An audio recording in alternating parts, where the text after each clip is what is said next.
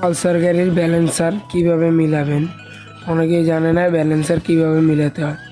আর balancer tight দেওয়ার নিয়ম হলো আড়াই প্যাচ। আর আড়াই প্যাচ হলো কীভাবে, সেটাও আজকে আপনাদেরকে দেখিয়ে দেবো। এই যে এইভাবে থাকলে দেখতেন, এই যে সোজা আছে, এইভাবে থাকলে না। আড়াই প্যাচ হলো এই যে দেখছেন ঠিক মিডল বরাবর, এই যে গ্যাপটা এখান থেকে শুরু আড়াই প্যাচ।